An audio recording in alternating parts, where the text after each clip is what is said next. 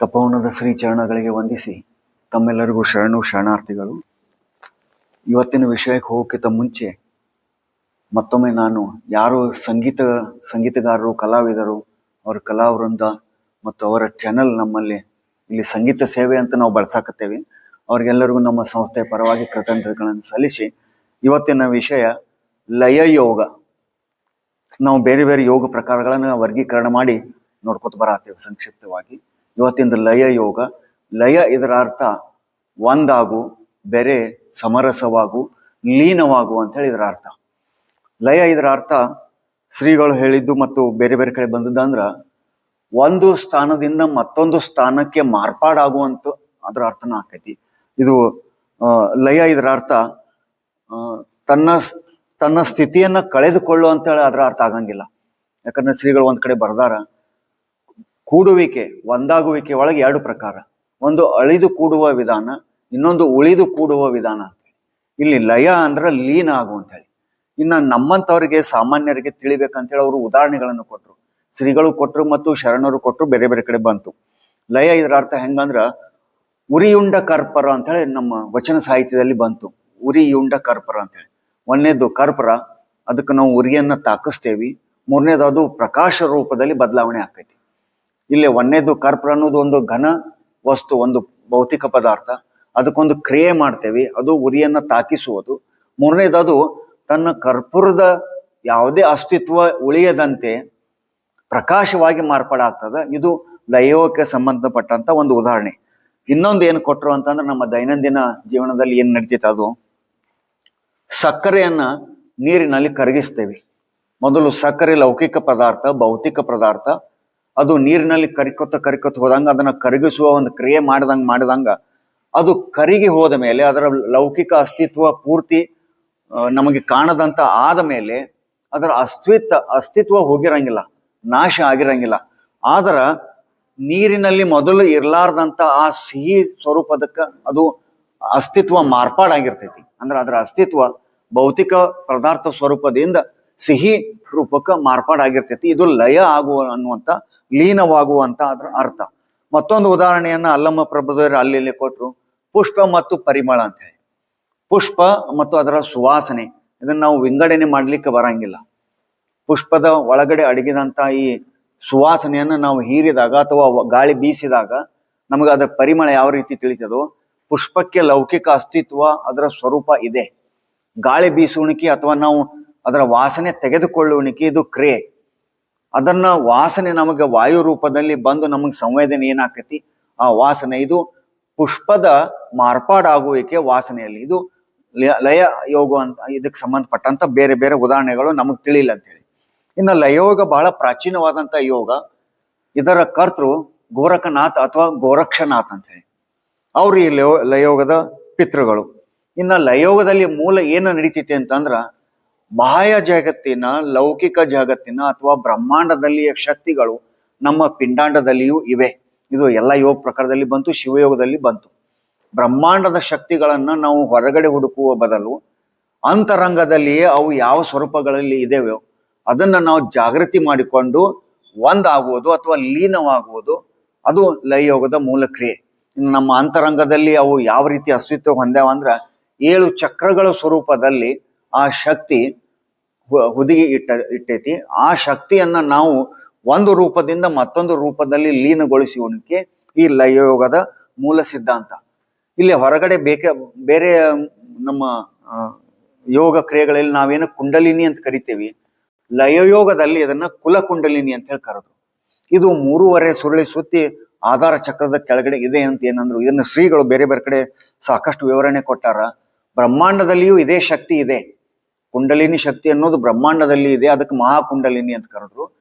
ನಮ್ಮ ಶರೀರ ತಯಾರಾದ್ಮೇಲೆ, ನಮ್ಮ ಎಲ್ಲಾ ಶಾರೀರಿಕ ಮಾನಸಿಕ ವಿಷಯ ವಸ್ತುಗಳು ತಯಾರಾದ್ಮೇಲೆ ಕೊನೆಗೆ ಒಂದು ಶಕ್ತಿ ಉಳಿಯಲ್ಪಟ್ಟಿದೆ. ಆ ಶಕ್ತಿಯನ್ನ ನಮ್ಮ ಶರೀರದಲ್ಲಿ ಮೂಲಾಧಾರ ಚಕ್ರದ ಕೆಳಗಡೆ ಇರಿಸಲ್ಪಟ್ಟಿದೆ. ಅದಕ್ಕೆ ಇವರು ಕುಂಡಲಿನಿ ಶಕ್ತಿ ಅಂತ ಕರೆದ್ರು. ಯಾರು ಯಾವ ರೀತಿಯಾಗಿ ಈ ಕುಂಡಲಿನಿ ಶಕ್ತಿಯನ್ನ ಬಳಸ್ಕೋತಾರೋ, ಅದನ್ನ ಅಭಿವೃದ್ಧಿಪಡಿಸ್ಕೋತಾರೋ, ಆ ರೀತಿ ಅವರು ಸಾಧನೆಯನ್ನ ಜೀವನವನ್ನು ಮಾಡ್ತಾರ. ಅಂದ್ರ ನಮ್ಮ ಜೀವನದ ಕ್ರಿಯೆ ಈ ಬ್ಯಾಟ್ರಿ ಗತಿ ಸ್ಟೋರ್ ಮಾಡಿದಂತ ಕುಂಡಲಿನಿ ಶಕ್ತಿಯಲ್ಲಿ ಹುದುಗಿ ಇರಿಸಲ್ಪಟ್ಟಿದೆ. ಇದು ರಿಮೈಂಡರ್ ಎನರ್ಜಿ ಅಂತೇಳಿ ಶ್ರೀಗಳು ಕರೆದ್ರು. ನಮ್ಮ ಶರೀರದಲ್ಲಿ ಉಳಿಸಲ್ಪಟ್ಟಂತ ಶಕ್ತಿ. ಇದನ್ನ ನಾವು ಹೆಂಗ ಅಭಿವೃದ್ಧಿ ಪಡಿಸ್ಕೋತೇವಿ ಹಂಗ ನಮ್ಮ ಜೀವನ ಪ್ರಫುಲ್ಲಿತ ಆಗಿ ಹೋಗ್ತೈತಿ. ಈ ಕುಲಕುಂಡಲಿಯನ್ನ 7 ಚಕ್ರಗಳ ಮೇಲೆ ನಾವು ಅಂತರಂಗದಲ್ಲಿ ಧ್ಯಾನ ಮಾಡುತ್ತಾ ಹೋದಂತೆ ಈ ಕುಲಕುಂಡಲಿನಿ ಇದ್ದುದು ದೈವಿ ಕುಂಡಲಿನಿಯಲ್ಲಿ ಅಂದ್ರೆ ಸಹಸ್ರಾರದಲ್ಲಿ ಬಂದು ಸೇರಿಕೊಂಡಾಗ ಈ ಕುಲಕುಂಡಲಿನಿ ಲೀನವಾಗಿ ದೈವತ್ವದಲ್ಲಿ ಬೆರೆತು ಒಂದಾಗ್ತದ. ಅದು ಈ ಲಯಯೋಗದ ಕ್ರಿಯೆ. ಅಂದ್ರ 7 ಚಕ್ರಗಳ ಮೇಲೆ ಪಾನ ಅಪಾನಗಳನ್ನು ಒಂದು ಮಾಡಿದ ಮೇಲೆ ಅಮನಸ್ಕವಾದ ಮೇಲೆ ನಾವೇನು ಸಮಾಧಿಯನ್ನ ಪಡಿತೇವೋ ಆ ಕುಲಕುಂಡಲಿನಿ ಇದ್ದುದು ಸಹಸ್ರಾರ ಚಕ್ರದಲ್ಲಿ ಬಂದು ಸೇರಿಕೊಂಡು ಲೀನವಾಗ್ತದೋ ಈ ಕ್ರಿಯೆ ಮಾಡುವುದು ಲಯಯೋಗದ ವಿಧಾನ. ಇನ್ನು ಲಯಯೋಗದಲ್ಲಿ 9 ಭಾಗಗಳದಾವು. ನಾವು ಅಷ್ಟಾಂಗ ಮಾರ್ಗದಲ್ಲಿ 8 ಮಾರ್ಗಗಳನ್ನ ನೋಡಿದ್ವಿ. ಲಯಯೋಗದಲ್ಲಿ 9 ಭಾಗಗಳನ್ನ ಕೊಟ್ರು. ಇದಕ್ಕ ಮತ್ತು ಹಠಯೋಗಕ್ಕಾಗ್ಲಿ ಬಹಳ ವ್ಯತ್ಯಾಸ ಇಲ್ಲ. ಎಲ್ಲಾ ಯೋಗಗಳು ಒಂದಿಲ್ಲ ಒಂದು ರೀತಿಯಲ್ಲಿ ಒಳಗ ಹೆಣೆಯಲ್ಪಟ್ಟಿವೆ. ಲಯಯೋಗದ ಸಾರಾಂಶ ಇದು ಶಿವಯೋಗದಲ್ಲಿಯೂ ಬಂತು. ಈ ಲಯಯೋಗದಲ್ಲಿ 9 ಭಾಗಗಳು ಯಮ ನಿಯಮ ಮೊದಲಿದ್ದಂತೆನೇ ಅದಾವ. ಇಲ್ಲಿ ಆಸನ ಅಂತ ಕರೀಲಿಲ್ಲ, ಅವರು ಸ್ಥೂಲ ಕ್ರಿಯೆ ಅಂತ ಕರೆದ್ರು. 3ನೇದು ಸ್ಥೂಲ ಕ್ರಿಯೆ, 4ನೇದು ಸೂಕ್ಷ್ಮ ಕ್ರಿಯೆ.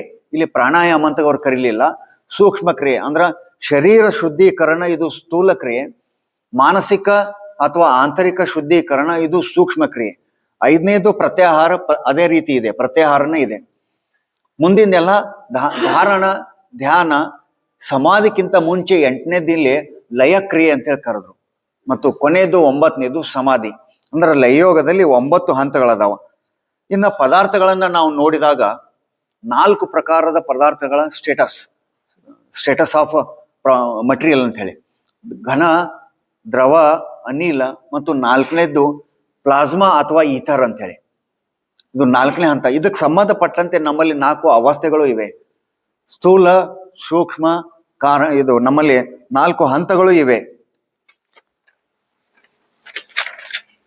ಜಾಗೃತ, ಸ್ವಪ್ನ, ಸುಷುಪ್ತಿ ಇವು 3 ಪದಾರ್ಥಗಳಿಗೆ ಸಂಬಂಧಪಟ್ಟಂತೆ. ತುರ್ಯಾವಸ್ಥೆ ಅನ್ನೋದು 4ನೇ ಅವಸ್ಥೆಗೆ ಸಂಬಂಧಪಟ್ಟಂತೆ. ಇದಕ್ಕೆ ಈಥರ್ ಅಂತೂ ಕರೀತಾರ. 2 ಗ್ರಹಗಳ ನಡುವೆ ನಾವೇನು ಖಾಲಿ ಅಂತ ಕರಿತೇವಿ ಅಥವಾ ಯಾವ್ದಾದ್ರು ಒಂದು ವಸ್ತುವನ್ನ ನಿರ್ವಾತ ಅಂತ ಕರಿತೇವಿ, ಅಲ್ಲಿಯೂ ಸಹಿತಕ್ಕೆ ಪ್ಲಾಸ್ಮಾ ಅನ್ನುವಂತ ಒಂದು ಪದಾರ್ಥ ಇದೆ. ಇದೇ ಪ್ಲಾಸ್ಮಾದ ಗುಣಗಳುಳ್ಳುವಂತ ಒಂದು ಪದಾರ್ಥ ನಮ್ಮ ಶರೀರದ ರಕ್ತ ಕಣಗಳಲ್ಲಿಯೂ ಪ್ಲಾಸ್ಮಾ ಅನ್ನೋ ರೂಪದಲ್ಲಿ ಇದೆ ಅಂತ ಹೇಳಿ ರಕ್ತವನ್ನ ತಯಾರು ಮಾಡಕ್ ಆಗಿಲ್ಲ. 2 ಗ್ರಹಗಳ ನಡುವೆ ಏನು ಒಂದು ಈಥರ್ ಇದೆ, ಪ್ಲಾಸ್ಮಾ ಅಂತಿದೆ. ಇದು 4ನೇ ಹಂತದ ಮಟೀರಿಯಲ್ ಸ್ವರೂಪ. ಇನ್ನು ಶಿವಯೋಗದಲ್ಲಿ ಇದನ್ನೇ ತಾಳೋಷ್ಟ್ರ ಸಂಪುಟ ಅಂತ ಕರೆದ್ರು. ಅಂದ್ರೆ ನಾವು ನಾದಾನುಸಂಧಾನವನ್ನ ನೋಡಿದೀವಿ. ಇಲ್ಲಿ ನಾವು ಚಕ್ರಾನುಸಂಧಾನವನ್ನ ಮಾಡ್ತೇವೆ. ನೆಕ್ಸ್ಟ್ ಚಕ್ರಾನುಸಂಧಾನ ಇಲ್ಲಿ ನಮ್ಮಲ್ಲಿ ಲಯಯೋಗದೊಳಗ ನಾದವನ್ನ ಅನುಸಂಧಾನ ಮಾಡ್ತಾ ಮಾಡ್ತಾ ನಾವು ಬ್ರಹ್ಮಜ್ಞಾನವನ್ನು ಯಾವ ರೀತಿ ಪಡಿಬಹುದೋ ಅದೇ ರೀತಿ ಚಕ್ರಗಳ ಅನುಸಂಧಾನ ಮಾಡ್ತಾ ಮಾಡ್ತಾ ನಾವು ಕುಲಕುಂಡಲಿಯನ್ನ ಸಹಸ್ರಾರ ಚಕ್ರದಲ್ಲಿ ಒಂದು ಮಾಡಿದಾಗ, ಲೀನ್ ಮಾಡಿದಾಗ ನಾವು ಆ ಅವಸ್ಥೆಯನ್ನ ಪಡಿತೇವಿ. ಇದು ಚಕ್ರಾನುಸಂಧಾನ. ಇದನ್ನ ಶರಣರು ಅಥವಾ ನಮ್ಮ ಶಿವಯೋಗದಲ್ಲಿ ತಾಳೋಷ್ಟ್ರ ಸಂಪುಟ ಅಂತ ಹೇಳಿ ಕರೆದ್ರು. ತಾಳ ಅಂದ್ರ ನಾಲಿಗೆ, ಉಷ್ಟ್ರ ಅಂದ್ರ ಅಂಗಳ, ಸಂಪುಟ ಅಂದ್ರ ಸಂಯೋಜನೆ. ಈ ಸಂಯೋಜನೆಯ ಮುಖಾಂತರ ದೃಷ್ಟಿಯೋಗನ್ನ ಮಾಡಿ ನಾವೇನು ಸಾಯುಜ್ಯವನ್ನ ಪಡಿತೇವಿ ಅಂದ್ರ ಜೀವ ಮತ್ತು ಶಿವರ ಐಕ್ಯ. ಇದೇ ಈ ಲಯಯೋಗದಲ್ಲಿ ಇದ ಅಂಶ ಇಲ್ಲಿ ಅಳವಟ್ಟಿದೆ. ಇನ್ನು ಶ್ರೀಗಳು ಲಯಯೋಗವನ್ನು ನಮಗೆ ಇಷ್ಟೊಂದು ಸರಳ ಮಾಡಿಕೊಟ್ರು. ನೆಕ್ಸ್ಟ್ ಈ ಲಯಯೋಗದ ಸಾರಾಂಶವನ್ನ ಬಳಸಿಕೊಂಡು ಶ್ರೀಗಳು ನಮ್ಮಂತ ಸಾಮಾನ್ಯರಿಗೆ ಇಷ್ಟೊಂದು ಸರಳವಾಗಿ ಇದನ್ನ ಅಳವಡಿಸಿಕೊಟ್ರು. ದಿವ್ಯ ದೇವಾಲಯದ ನಿರ್ಮಾಣ ಮಾಡಿದಾಗ ಅಲ್ಲಿ ಗೋಪುರದಲ್ಲಿ ಏನು 7 ವರ್ಣಗಳಿವೆ ಮೇಲಿನಿಂದ ಕೆಳಗಡೆ. ವಿಬ್ಜರ್ ವೈಲೆಟ್ ಹಿಡ್ಕೊಂಡು ರೆಡ್ ತನ, ಇವು 7 ವಾರಗಳಿಗೆ ಸಂಬಂಧಪಟ್ಟಿದೆ, 7 ಬೀಜಾಕ್ಷರಗಳಿಗೆ ಸಂಬಂಧಪಟ್ಟಿದೆ. ಹೋದ್ ಸಾರಿ ಬಲಿಮಣ್ಣವ್ರು ಹೇಳಿದನ್ನು ಕೇಳಿದೀವಿ. ಬೀಜಾಕ್ಷರಗಳು ಪರಾವಾಣಿಯಿಂದ ಉತ್ಪಾದನೆ ಆಗ್ತಾವು. ಇಲ್ಲಿ ಕೆಳಗಿನಿಂದ ಮೇಲ್ ನೋಡಿದ್ರೆ ಲಂ, ಓಂ, ಶಂ ಇವೇನು ಬರ್ತಾವು. ಇದು 6 ವಾರಗಳಿಗೆ ಸಂಬಂಧಪಟ್ಟಂತಿದೆ. ಅಂದ್ರೆ ರವಿವಾರದಿಂದ ಶನಿವಾರದವರೆಗೂ ಒಂದೊಂದು ದಿವಸ ಒಂದೊಂದು ಲಯವನ್ನ ನಾವು ಕೇವಲ 15 ನಿಮಿಷ ಅನುಸಂಧಾನ ಮಾಡಿದೀವಿ ಅಂದ್ರ ನಮಗೆ ಇದೆಲ್ಲ ಲಯಯೋಗದ ಸಾರಾಂಶ ಅದ್ರೊಳಗ ನಮಗೆ ದೊರಕಲಿಕ್ಕೆ ಸಾಧ್ಯ. ಶಿವಯೋಗದಿಂದನೂ ಇದು ಸಾಧ್ಯ. ಇಲ್ಲಿ ಕಿತ್ತಳೆ ಅನ್ನೋದು ಒಂದೊಂದು ತತ್ವಕ್ಕೆ ಸಂಬಂಧಪಟ್ಟಿದೆ. ಇದು ಅಪ್ ತತ್ವ, ಪೃಥ್ವಿ ಕೆಂಪು, ಇದು ಪೃಥ್ವಿ ತತ್ವ. ಕಿತ್ತಳೆ ಅಪ್ ನೀರು ತತ್ವ. ನೀರು ಹಳದಿ, ಹಸಿರು, ನೀಲಿ ಇವೆಲ್ಲ ಒಂದೊಂದು. ತಿಳಿ ನೇರಳೆ ಏನಿದೆ ಅದು ಆತ್ಮತತ್ವ, ಮತ್ತು ದಟ್ಟ ನೇರಳೆ ವೈಲೆಟ್ ಏನಿದೆ ಇದು ಪರಮಾತ್ಮ ತತ್ವ. ಇವು 7 ವಾರಗಳು, 7 ವರ್ಣಗಳು, 7 ಬೀಜಾಕ್ಷರಗಳು ಒಂದಕ್ಕೊಂದು ಸಂಬಂಧಪಟ್ಟಿವೆ. ನಾವು ಧ್ಯಾನಕ್ಕೆ ಕುಂತುಕೊಂಡಾಗ ಲಯಯೋಗದ ಪ್ರಕಾರ ಒಂದೊಂದು ಚಕ್ರದ ಮೇಲೆ ಒಂದೊಂದು ದಿವಸ ನಾವು ಕೇಂದ್ರೀಕರಣ ಮಾಡಿ ಒಂದೊಂದು ಬೀಜಾಕ್ಷರವನ್ನ ಉಚ್ಚಾರಣೆ ಮಾಡಬೇಕು. ಅದು 3 ರೀತಿಯಿಂದ: ವಾಚಕ, ಉಪಾಂಶ ಮತ್ತು ಮಾನಸಿಕ. ಅವಾಗ ಒಂದೊಂದು ಚಕ್ರಗಳು ಜಾಗೃತಿ ಹಾಕೋತ ಹೋಗ್ತಾವ. ಇಷ್ಟು ಸರಳವಾಗಿ ನಮ್ಮ ಶ್ರೀಗಳು ಲಯಯೋಗದ ಸಾರಾಂಶವನ್ನೇ ಇಲ್ಲಿ ಅಳವಡಿಸಿಕೊಟ್ರು. ಇಲ್ಲಿ ಒಂದೊಂದು ಬೀಜಾಕ್ಷರಕ್ಕೆ ಒಂದೊಂದು ವಾರ ಇದೆ. ರವಿವಾರ ಲಂ, ನಂತರ ಸೋಮವಾರ ವಂ, ಶಂ, ಯಂ, ಹಂ ಮತ್ತು ಓಂ. ಇದು ಶನಿವಾರ. ರವಿವಾರ ರವಿವಾರದಿಂದ ಶುರು ಆಕೈತಿ. ಶನಿವಾರ ಯಾವುದೇ ರೀತಿಯ ಬೀಜಾಕ್ಷರ ಇರುವುದಿಲ್ಲ, ಅದು ಮೌನ. ಇದು 2ನೇ ದಿವಸ. ಅಂದ್ರೆ ಒಂದೊಂದು ವಾರ ಒಂದೊಂದು ಬೀಜಾಕ್ಷರದಿಂದ ಒಂದೊಂದು ಚಕ್ರದ ಮೇಲೆ ನಾವು ಅನುಸಂಧಾನ ಮಾಡಿದ್ರೂ ಸಾಕು, ನಮಗೆ ಈ ಲಯಯೋಗದ ಅಳವಡಿಕೆ ಸಾಧ್ಯ ಆಕೈತೆ ಅನ್ನೋದನ್ನ ಹೇಳಿದ್ರು. ಇನ್ನ ಇಲ್ಲಿ ಕ್ರಿಯೆ ನಮ್ಮಲ್ಲಿ 3 ಅದಾವ. ಶಿವಯೋಗಕ್ಕೆ ಯಾಕೆ ಶ್ರೀಗಳು ಒತ್ತು ಕೊಟ್ರು ಅಂತಂದ್ರ ಇಲ್ಲಿ 3 ಕ್ರಿಯೆಗಳು, 3 ಅಂಶಗಳು ಅಳವಟ್ಟಿವೆ: ಜ್ಞಾನ, ಭಕ್ತಿ ಮತ್ತು ಕ್ರಿಯೆ. ಒಂದೊಂದು ಕಡೆ ಒಂದೊಂದು ಯೋಗದಲ್ಲಿ ಕೇವಲ ಭಕ್ತಿ ಯೋಗ ಇದೆ, ಅದರಿಂದ ಮನುಷ್ಯ ಹೇಡಿ ಆಗ್ಬೋದು. ಒಂದೊಂದು ಕಡೆ ಜ್ಞಾನ ಯೋಗ ಇದೆ, ಅವನಿಗೆ ಏನೆಲ್ಲ ತಿಳಿದ್ರು. ಆ ಅಂಬಿಗರನ ಒಂದು ಕಥೆಯನ್ನು ಕೇಳ್ತೇವಿ, ಎಲ್ಲಾ ಶಾಸ್ತ್ರ ಬಂತು ಆದ್ರೆ ನನಗೆ ಈಸಾಗಿ ಬರಂಗಿಲ್ಲ ಅಂತ ಹೇಳಿ. ಜ್ಞಾನ ಯೋಗದಿಂದ ಅಂತದಕ್ಕೆ ಮಾತ್ರ ನಾವು ಸೀಮಿತ ಆಗ್ಬೋದು. ಕ್ರಿಯೆ ಮಾಡ್ಕೋತ ಹೋದಿವಿ ಅಂದ್ರೆ ನಾವು ಶೌರ್ಯ ಹೊಂದುವ ಬದಲು ಕ್ರೌರ್ಯಕ್ಕೆ ಇಳಿಬಹುದು. ಅಂದ್ರ ಕ್ರಿಯೆ ಇದಕ್ಕೂ ನಾವು ಏರಿಳಿತಗಳದಾವು, ಮೇಲೆ ಮತ್ತು ಕೆಳಗೆ. ಅದಕ್ಕೆ ಈ 3ರ ಸಂಗಮ ಏನಿದೆ ಶಿವಯೋಗ, ಅದು 3ನ್ನು ಒಳಗೊಂಡಿದೆ: ಧ್ಯಾನ, ಭಕ್ತಿ ಮತ್ತು ಕ್ರಿಯೆ. ಕ್ರಿಯೆಗೆ ಒಂದು ಉದಾಹರಣೆಯನ್ನು ಕೊಟ್ರು. ಯಾಕಂದ್ರೆ ಕ್ರಿಯೆಯಲ್ಲಿ ಲಯ ಕ್ರಿಯೆ ಅಂತ ಬಂತು. ಈ ಕ್ರಿಯಾ ವಿಧಾನದೊಳಗೆ ಏನಿರ್ಬೇಕಂತಂದ್ರ ಮೊಸರನ್ನ ನಾವು ಕಡಿತೇವಿ, ಅದು ಮಜ್ಜಿಗೆ ಆತು. ಇಲ್ಲಿ ಮೊನ್ನೆದ್ದು ಮೊಸರು ಒಂದು ಪದಾರ್ಥ ಕಡಿತೇವೆ ಅನ್ನೋದು ಅದು ಕ್ರಿಯೆ. ಅದಕ್ಕೆ ನಾವು ಯಾವುದೇ ಒಂದು ಹೊಸ ರಾಸಾಯನವನ್ನ ಆ್ಯಡ್ ಮಾಡಂಗಿಲ್ಲ, ಯಾವುದೇ ಕೆಮಿಕಲ್ ಅನ್ನ ಸೇರ್ಸಂಗಿಲ್ಲ. ಕೇವಲ ಕಡಿಯುವ ಒಂದು ವಿಧಾನ, ಒಂದು ಕ್ರಿಯೆ, ಒಂದು ಕಾರ್ಯವನ್ನು ಏನ್ ಮಾಡ್ತೇವಿ, ಅವಾಗ ಅದು ಮಜ್ಜಿಗೆ ಆಯಿತು. ಆದ್ರೆ ವ್ಯತ್ಯಾಸ ಇಷ್ಟೈತಿ: ಮೊಸರು ಆಮ್ಲ, ಮಜ್ಜಿಗೆ ಕ್ಷಾರ. ಅಂದ್ರೆ ಶ್ರೀಗಳ ಮಜ್ಜಿಗೆ ಮಹತ್ವನೇ ಹೇಳ್ಬೇಕಂತ ಅವರು ವನಸ್ಪತಿ ಅಥವಾ ಆಯುರ್ವೇದ ಶಾಸ್ತ್ರ ಪ್ರವೀಣರು. ದೇವನಿಗೆ ಅಮೃತ ಸಿಕ್ಕಿದೆ, ದೇವನಿಗೆ ಅಮೃತ ಸಿಕ್ಕಿದೆ, ಮಾನವರಿಗೆ ಮಜ್ಜಿಗೆ ಸಿಕ್ಕಿದೆ. ದೇವರಿಗೆ ಮಜ್ಜಿಗೆ ಸಿಕ್ಕಿಲ್ಲ, ಮಾನವರಿಗೆ ಅಮೃತ ಸಿಕ್ಕಿಲ್ಲ. ಅಂದ್ರೆ ಅಮೃತವೇ ಮಜ್ಜಿಗೆ ಸ್ವರೂಪದಲ್ಲಿ ಈ ರೀತಿ ಬಂದಿದೆ. ಅಂದ್ರೆ ಕ್ರಿಯೆ ಮಾಡುವುದರಿಂದ, ಕೇವಲ ಒಂದು ಕ್ರಿಯೆ ಮಾಡುವುದರಿಂದ ಒಂದು ಕೆಮಿಕಲ್ ಸ್ಟ್ರಕ್ಚರ್ ಚೇಂಜ್ ಆಗಿ ಮತ್ತೊಂದು ಕೆಮಿಕಲ್ ಸ್ಟ್ರಕ್ಚರ್ ಬಂತು. ಇದನ್ನ ನಾವು ಬಹಳ ಗೌಣವಾಗಿ ತಗೋಬಾರ್ದು.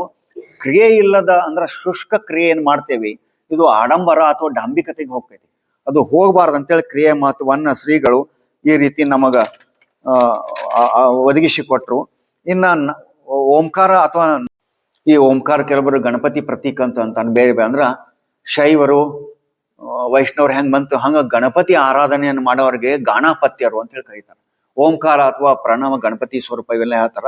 ಆದ್ರೆ ಪಾತಂಜಲಿ ಯೋಗಿಗಳ ಬದ್ದಲ್ಲಿ ಹೇಳಿದಾಗ ಶ್ರೀಗಳು ಈಶ್ವರ ಅವನ ಕುರಿತು ಹೇಳ್ಬೇಕಾದ್ರೆ, ವರ್ಣನೆ ಮಾಡ್ಬೇಕಾದ್ರೆ ಪ್ರಣವ ಅಂತ ಬಂತು. ಈಶ್ವರನ ಹೆಸರು ಪ್ರಣವ ಅಷ್ಟೇ ಅಲ್ಲ, ಸ್ವತಃ ಪ್ರಣವವೇ ಈಶ್ವರ ಅಂತ ಹೇಳಿ ಬಂತು. ಇಲ್ಲಿ ಅವರ ಲಕ್ಷಣಗಳನ್ನ, ಓಂಕಾರದ ಲಕ್ಷಣಗಳು, ಅಲ್ಲಿ ಅಮಾತ್ರದಿಂದ ಮಾತ್ರ ಮಾತ್ರದಿಂದ ಅಮಾತ್ರಕ್ಕೆ ಯಾವ ರೀತಿ ಹೋಗ್ತದ, ಮತ್ತು ನಾದಾನುಸಂಧಾನ ಮತ್ತು ಚಕ್ರಾನುಸಂಧಾನಗಳಲ್ಲಿ ಯಾವ ರೀತಿ ಚಕ್ರಗಳು ಸಂಯೋಜನೆಗೊಳಿಸಲ್ಪಟ್ಟಿವೆ ಅಂತ ಇದನ್ನ ಶ್ರೀಗಳು ನಮ್ಮಲ್ಲಿ ಬೇರೆ ಬೇರೆ ಕಡೆ ಹೇಳಿದ್ದಿದೆ. ಶಿವಯೋಗದಲ್ಲಿಯೂ ಲಯಯೋಗದ ಅಳವಡಿಕೆ ಇದೆ ಅನ್ನೋದನ್ನ ನಾವು ತಿಳ್ಕೊಂಡು, ಒಂದು ತುಲನಾತ್ಮಕವಾಗಿ ತಿಳ್ಕೊಂಡು ನಾವು ಮುಂದೆ ಸಾಗೋಣ. ಇಷ್ಟು ಹೇಳಿ ಇವತ್ತಿನ 4 ಮಾತುಗಳು. ತಮ್ಮೆಲ್ಲರಿಗೂ ಶರಣ.